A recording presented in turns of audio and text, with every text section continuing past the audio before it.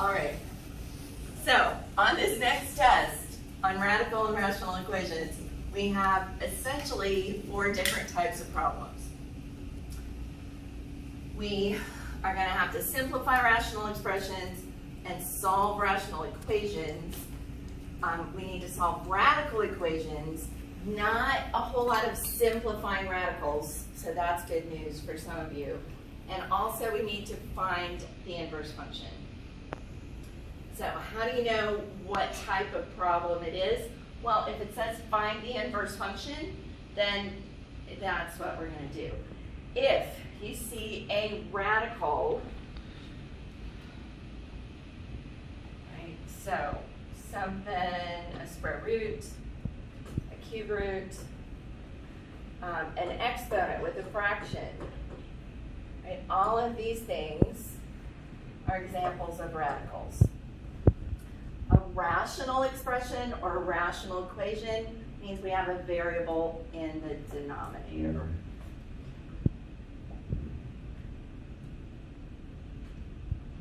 All right, so again, a rational expression means there's a variable or a polynomial in the denominator. Now, this definition says it's in the numerator and the denominator, which can be true, but if it's just in the numerator, it's not rational. I mean, okay, no. So, one of the things that's really important about rational equations, rational expressions, is that we cannot divide by 0. So we've got to check to see where these expressions would be undefined. And there are questions about this on the test. So, for these 3 expressions, it says evaluate at x equals -3, 0, and 1. So we just plug in -3 in these expressions. Right, but here we get 2 divided by -3 plus 3, that's 0. I forgot to turn that on. Way to go, Miss Hood. Yeah, that happens all the time.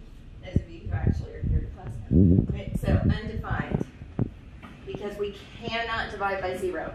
So if the question says, for what values of x is this function undefined, that's what it's talking about. It's talking about dividing by 0, because that's the one thing we can't do. Okay. If we evaluate x equals 0, right now this first one is 1 over 0, it's undefined. This one becomes 2 divided by 3. This one is 0 minus 9, or minus 1, so that's 9. But for this one, right, again, we can't divide by 0. And if x is equal to 1, that makes this last expression undefined, because 1 minus 1 gives us a 0 in the denominator.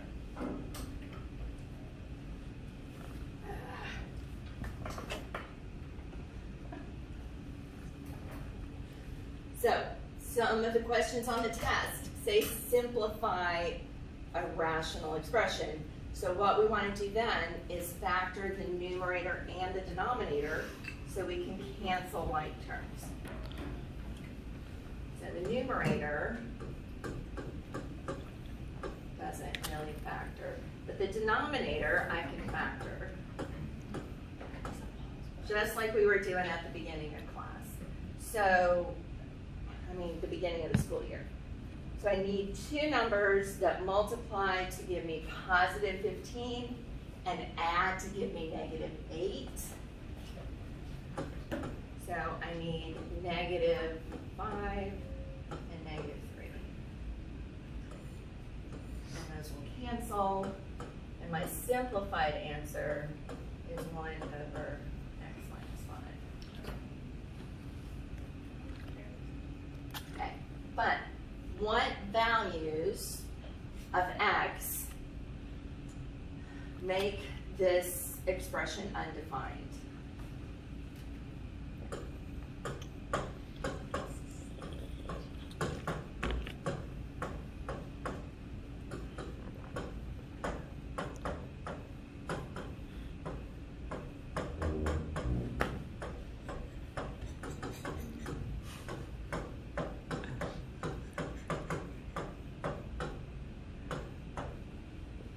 Well, if x is equal to 5,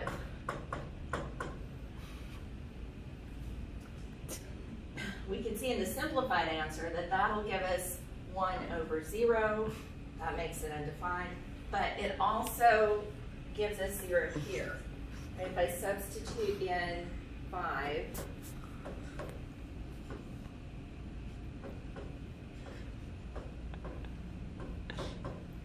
So, yes. Can I pause it real quick so I can fill up my water bottle? Yes. It's okay if it's bad. Hey, it's going. She don't care. Okay, so we tried 5. I got 0 in the denominator. Back from the break. I tried 3. Why did I try 3? Well, because 3 also is in the denominator before I canceled it, and it turns out if I plug in 3, that also gives me 0 in the denominator, which is not allowed. So the two values that make the expression undefined are x equals 5 and x equals 3. So it's a good idea when there's a question about what makes this undefined, it's a good idea to factor the denominator so you can see where those places are.